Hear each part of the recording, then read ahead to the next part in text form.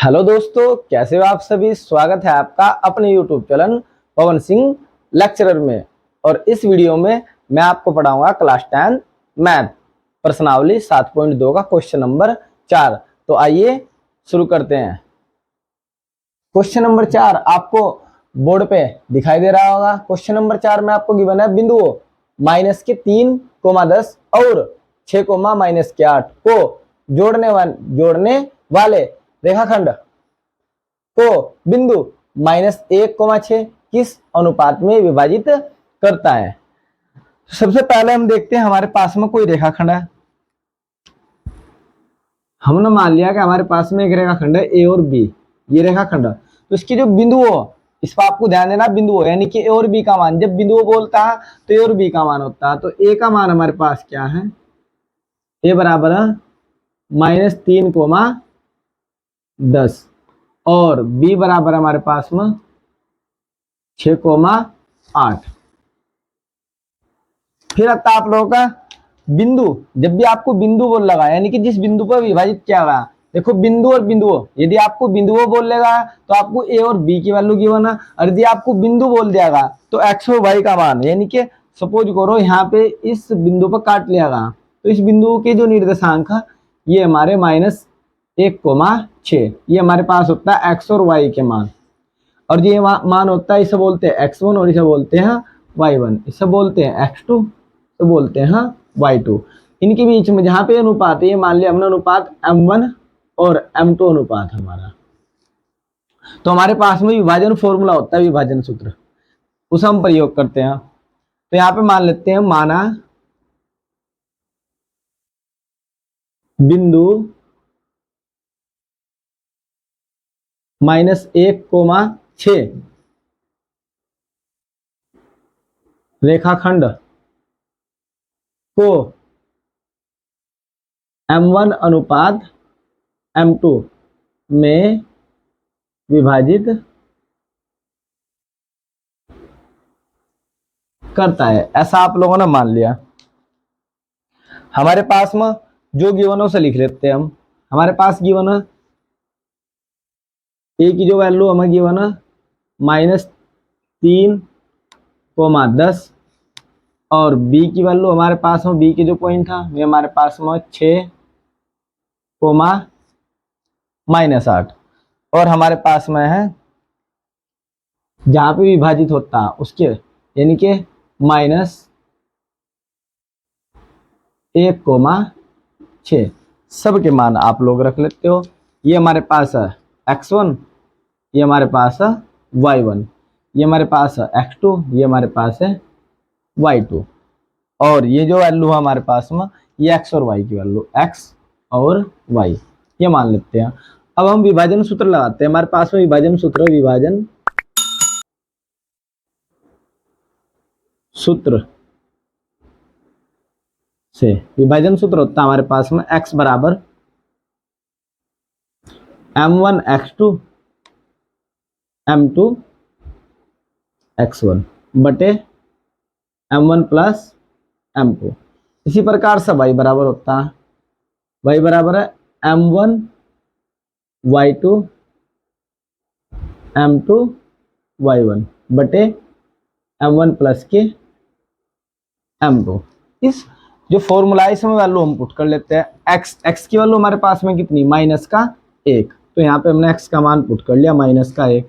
फिर आता है m1 हमारे पास हमने मान रखे m1 m2, इनकी वैल्यू नहीं है तो m1 आपके पास जुका 2, x2 की वैल्यू हमारे पास में 6 रख लेते हैं यहाँ पे प्लस का चिन्ह, m2 हमारे पास नहीं है, x1 की वैल्यू -3 चिन्ह सहित आप लोगों को रख लेना है।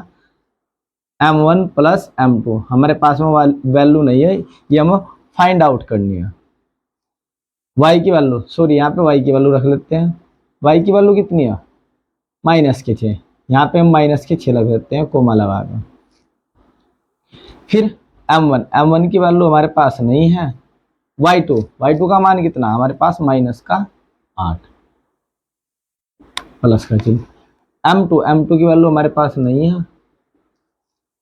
फिर आता आप लोगों के पास y1 की वैल्यू कितनी है 10 और बस यहाँ पर रख लेते हैं m1 प्लस के m2। अब हम क्या करते हैं, -1 ये जू का क्यों, इसकी गुणा यहाँ पे कर लेते हैं, 6 कम 6m1, इसकी यहाँ पे मल्टीप्लाई कर लेते हैं, ये माइनस का चिन्ह साथ ले लगा जो का 2, क्योंकि माइनस है, 3 कम 3m2 बटे m1 और m2 कोमा, इसी प्रकार से ये 6 जू का 2, यहाँ पे आप लोगों ने 8 कम 8, ये -8 के साथ है इसलिए यहाँ पे माइनस लगेगा, 8m1 10 कम 10 m2 m1 प्लस m2, ये हमारा हो जाता है। अब हम इसके बटे में यहाँ पे रख लेते हैं 1 और यहाँ पे भी इसके बटे में हमने रख लिया 1, तो क्रॉस मल्टीप्लाई कर लेते हैं। इसकी मल्टीप्लाई यहाँ, इसकी मल्टीप्लाई जब मैं यहाँ करूँगा यहाँ पे तो ये हो जाएगा -m1, इसके साथ मल्टीप्लाई करेगा तो माइनस हो जाएगा, अब ये प्लस और ये माइनस, तो इसकी मल्टीप्लाई जब आप लोगों की m के साथ होगी तो m2, फिर इसकी मल्टीप्लाई कर लेते हैं, हो जाएगा 6m1 और ये हो जाएगा -3m2। जब एक की मल्टीप्लाई आप किसी की भी साथ करते हो तो सेम वैल्यू आती है, आपने 6 की मल्टीप्लाई करी, 6 कम 6 3 कम 3, इसी प्रकार से m कम m1 और m2 जो का 2 आप लोगों का सेम मल्टीप्लाई, इसी प्रकार से मल्टीप्लाई हम यहाँ पे कर लेते हैं। यहाँ पे की मल्टीप्लाई यहाँ पे हो जाएगा 6 कम 6m1, फिर इसकी मल्टीप्लाई 2 के साथ भी करेंगे, 6 कम 6m2 सेम बिल्कुल, इसकी मल्टीप्लाई यहाँ करो 8 कम 8m1, फिर इसकी मल्टीप्लाई यहाँ करते हैं प्लस 10 कम 10m2। अब हम क्या करते हैं, यहाँ पे जो m1 m1 और m2 m2 उन्हें एक और कर लेते हैं। तो यहाँ पे आप लोगों का m1 इधर से हम m1 इधर लेकर आते हैं, यहाँ पे 1 m1 और यहाँ पे 6 m1, तो हम ये m1 और यहाँ आप लोगों का 6 m1 इधर लेकर आते हैं, क्या का हो जाएगा माइनस का, फिर माइनस के 3m2 जू के, तो ये जो आपके पास में m2 इसे इधर लेकर आते हैं, ये आपका इधर आकर क्या हो जाएगा प्लस का m2।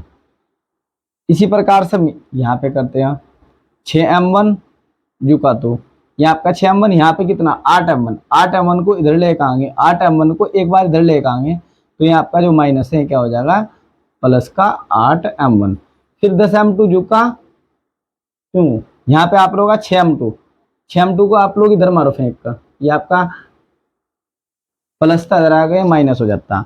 अब हम क्या करते हैं, माइनस का 1m1 और माइनस के 6m1 टोटल हो जाते हैं 7m1, यहाँ पे माइनस के 3m2 में से 1m2 चले जाता है, तो हमारे पास बचते हैं माइनस के 2m2। अब हमारे पास में क्या, हम निकालते हैं माइनस, तो माइनस गया m1 अनुपात m2, तो यहाँ आप लोगों का 7 गुणा में इधर क्या में चल जाता है भाग में, तो हो जाएगा 2/7, ये हमारा मान। इसी प्रकार हम इधर कर लेते हैं कोमा लगा कर, 6m1 और 8m1 हमारे पास हो जाते हैं 14m1, यहाँ पे 10 में से 6 जाते हैं तो हमारे पास बचते 4m2, 2 से डिवाइड कर देते हैं, यहाँ पे 7 और यहाँ पे 2, तो हमारे पास बचेगा 7m1 बराबर 2m2। ये हमारा, यदि मुझे निकालना हो m1 बटे m2 तो मुझे मिलेगा यहाँ 2/7, ये आंसर है। इस प्रकार से जो हमारा क्वेश्चन है कंप्लीट हो जाता है। यदि आपको हमारा यह वीडियो पसंद आया हो तो आप हमारे YouTube channel Pawan Singh lecturer को जरूर सब्सक्राइब करें, लाइक करें, कमेंट करें और शेयर करें। Thanks for watching this video.